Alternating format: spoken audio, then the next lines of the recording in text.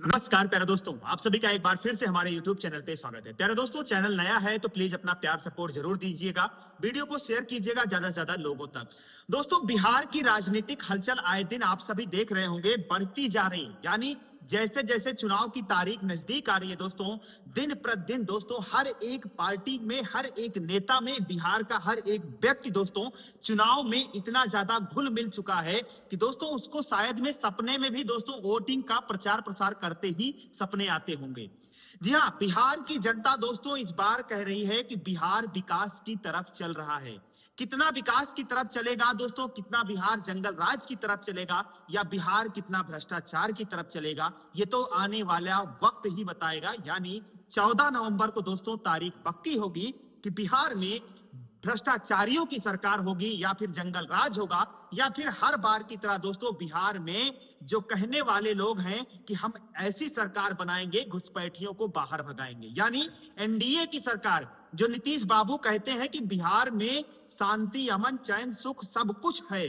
बिहार में 15 सालों से बस हुआ तो इतना कि घुसपैठिए घुस गए बिहार में। दोस्तों, बिहार में बीजेपी सरकार, एनडीए यानी बीजेपी आप कह सकते हैं, एनडीए गठबंधन दल कह सकते हैं, पिछले 15 सालों से बिहार में राज कर रहे हैं। लेकिन अमित शाह जी रैली करते हैं, मोदी जी रैली करते हैं तो जिक्र करते हैं, चर्चा करते हैं, घुसपैठियों को भगाना है, बिहार को बचाना है। अब आप ही बताइए, ये घुसपैठिए आए कहां से? नहीं मतलब आप बताइए, घुसपैठिए आए कहां से प्यारे दोस्तों? जब बीजेपी की सरकार थी, केंद्र में 11 साल से बीजेपी की सरकार है, नीतीश की 15 सालों सरकार चल रही है, कि घुसपैठिए किसकी सरकार में आ गए? लालू के सरकार में आए थे क्या? दोस्तों, जब लालू के सरकार में आए थे तो नीतीश जी 15 साल से क्या दही कहते नहीं घास छील रहे थे? वो इन घुसपैठियों को भगाए क्यों नहीं? सवाल तो ये बनता है। लेकिन दोस्तों सारी बातें एक तरफ कर दें, बिहार का राजनीतिक हलचल बहुत ज्यादा बढ़ गया है। एक नेता दूसरे नेता के कपड़े उतारने पे इस तरीके से जुट गए हैं दोस्तों, ऐसा लगता है कि सारे सारे एक कहते हैं महाभारत के युद्ध में कूद पड़े हैं कि सामने वाला चाहे जो भी व्यक्ति होगा, जात पात कुछ नहीं देखा जाएगा, बस उसके कपड़े उतारने की पुरजोर कोशिश की जाएगी। अब आप यूं समझिए, बिहार के डिप्टी सीएम सम्राट चौधरी जी कहते हैं कि आरजेडी यानी लालू प्रसाद की टीम नचनिया बजनिया गवैया को दोस्तों टिकट दिया है, जो कि बहुत सही शब्दों में कहा, बहुत अच्छा कहा, बिल्कुल सही कहा कि लालू प्रसाद की टीम ने, पार्टी ने नचनिया बजनिया यानी केसारी लाल यादव को टिकट दिया है। लेकिन बीजेपी के बारे में उन्होंने कुछ नहीं बताया, अपनी पार्टी के बारे में दोस्तों कुछ नहीं बताया कि बीजेपी वाले अपने साथ कहते हैं साथी सहयोगी, बड़े भजन कीर्तन करने वाले लोग, या आप यूं कह सकते हैं रिश्ते में बहन के नंदोई बहनोई, इन सबको टिकट दिया है, जो कि नाचते बजाते तो है नहीं, वो फटाफट खोल के तो दिखाते हैं नहीं, तो लहंगा उठा दे रिमोट से ये तो करते हैं नहीं दोस्तों। यह मतलब आप यूं समझ लीजिए, बीजेपी में आप हैं तो आप बहुत अच्छे हैं, देशभक्त हैं, आप भ्रष्टाचार के खिलाफ हैं, आप सच्चे मतलब कहते हैं ईमानदार व्यक्ति हैं, और देश के सबसे कर्मठ योद्धा हैं। और आप भले ही आप नाचते बजाते रहते हो, बजाते हो, नाचते गाते हो, स्टेज पे खड़े होकर छिंद्रप्पन करते हो, लेकिन आप साफ सुथरे छवि के नेता हो चुके हैं, क्योंकि आप बीजेपी पार्टी में हैं।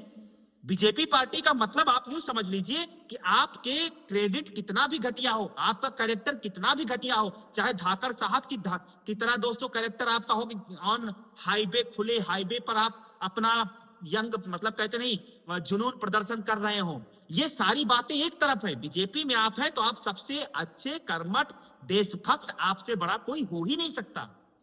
मतलब बात तो यही होती है दोस्तों। बिहार में अब आप सोचिए, चुनाव की गर्मा गर्मी इस कदर बढ़ी है कि एक नेता दूसरे नेता पे मतलब कहते हैं हलचल तो छोड़िए, मतलब आरोप प्रत्यारोप की कहते नहीं सीमा जो होती वो सब भी दोस्तों लांघ चुके हैं। कोई किसी को इस कदर दोस्तों बेइज्जत करने पे लगा है, कोई किसी की भी खटिया खड़ी करने पे लगा है, मतलब आप अपना सीट किसी तरीके से निकाल लें, दूसरे को चाहे जितना भी दोस्तों गाली गलौज देना पड़े, कुछ भी करना पड़े, सब करने पर कोशिश सब मतलब उतावले हो चुके हैं, कोशिश हर तरीके से हो रही है। ऐसा ही दोस्तों बिहार से कुछ खबर आई जिसमें आपने देखा होगा, बिहार में मोदी जी जब मंच पे पहुंचे तो कहे कि मोदी जी का कहना था कि बिहार के युवा आजकल रील बनाकर सस्ते इंटरनेट डाटा का इस्तेमाल कर रहे हैं, ये एनडीए सरकार की देन है। मतलब बहुत सही, बिहार के युवा रोजगार ढूंढ रहे हैं, मोदी जी कह रहे हैं कि आप मुजरा कीजिए सोशल मीडिया पे और मुजरा ना कर पाए, कुछ भी कीजिए, मतलब रील बनाइए, सोशल मीडिया चलाइए, इंटरनेट चलाइए, उसका इस्तेमाल करके पैसा बनाइए। मतलब रोजगार नहीं दे सकते साहब, ये बिल्कुल तय है। सस्ता डाटा कर देंगे, सस्ता आटा नहीं करेंगे। मतलब तेल इतना महंगा कर देंगे कि इंसान के, लोगों के तेल निकल जाएंगे, बिहार की जनता के तेल क्या पूरे देश का तेल निकल रहा है। पर डाटा अंबानी जी के साथ मिलकर इतना सस्ता कर देंगे कि बिहार के युवा हो या पूरे देश के युवा दोस्तों मोबाइल से बाहर निकल ही नहीं पाएंगे।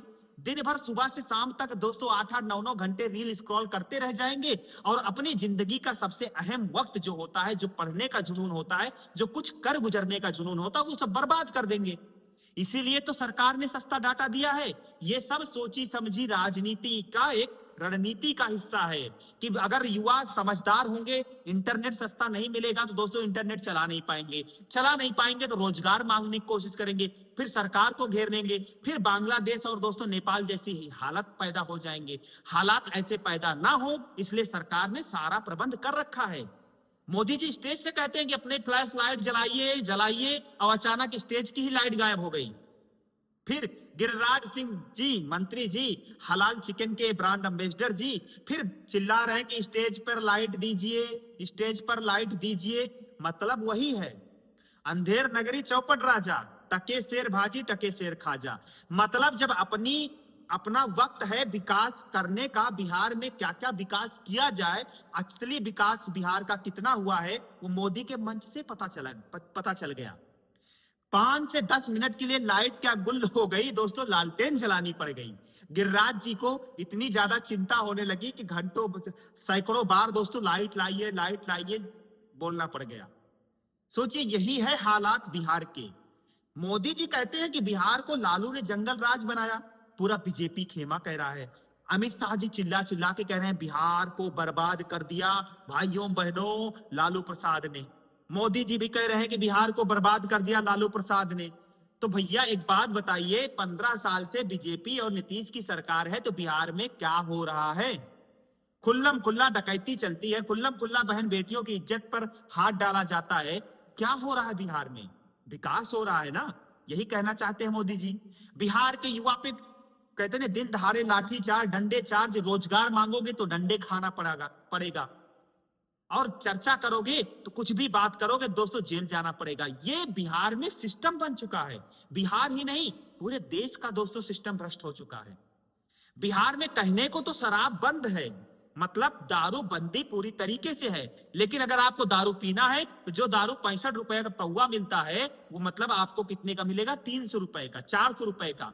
तो सबसे पहले दोस्तों बिहार की एक पार्टी है जन स्वराज, जिसके नेता है दोस्तों प्रशांत किशोर जी। प्रशांत जी का कहना है कि अगर हमारी सरकार आती है तो सबसे पहले शराब बंदी को खत्म करेंगे, खुल्लम खुल्ला, क्योंकि इससे सरकार के राजस्व पर आप यूं कह सकते हैं घाटा हो रहा है।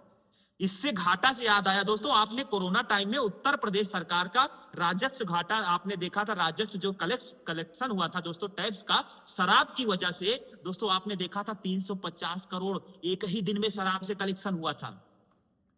कौन कहता है शराब दोस्तों देश के लिए हानिकारक है? कहां हानिकारक है? सरकारें कितनी चल रही हैं, शराब बंद कर दीजिए। हम कह रहे हैं आधे से ज्यादा दोस्तों देश के इतने सारे राज्य हैं, लगभग सभी राज्यों के हालात खस्ते हो जाएंगे।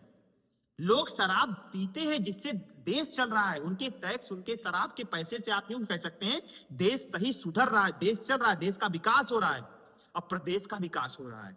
तो शराब चलनी चाहिए भाई, सभी को खुश। महिलाएं देखो इससे नाराज हो सकती हैं कि परिवार बिगड़ जाता है, लेकिन दोस्तों इससे देश बनता है। एक परिवार बिगड़ा तो क्या हुआ, इस देश के मतलब आप यूं कह सकते हैं 140 करोड़ देश की जनता तो खुश हो रही है, सरकार उसको तो खुश कर रही है, बिजली पानी सड़क सारी चीजें दे रही है। इसलिए शराब प्रशांत किशोर जी कहते हैं बहुत जरूरी है, हम नहीं कहते, प्रशांत किशोर जी कहते हैं। खैर बिहार में शराब की धांधलेगिरी दोस्तों बहुत जोर शोर से हो रही है, इसकी कोई सीमा नहीं। आए दिन दोस्तों शराब इस कदर बिकती है, खुल्लम खुल्ला बिकती है, बस कहने को शराब बंदी है, लेकिन जब जब छापा पड़ता है तो पता लगता है दोस्तों कई सैकड़ों पेटियां भर भर के शराब बरामद होती हैं। कहां से आ रही हैं? कौन? जब सरकार बंद कर रखी है तो खुद सरकार के लोग कैसे दोस्तों शराब को एक स्थान से दूसरे स्थान तक दोस्तों आसानी से पहुंचा देते हैं? किसका हाथ है? इसका मतलब सरकारों का हाथ है। सरकार के नेता मंत्री सब मिले जुले हैं, सब खा रहे हैं, एक ही थाली के चट्टे बट्टे सब हैं। फिलहाल दोस्तों बिहार की राजनीतिक हलचल के बारे में आप क्या समझते हैं, किसकी सरकार आएगी, कमेंट बॉक्स में जरूर बताइएगा। नमस्कार, जय हिंद, जय भारत।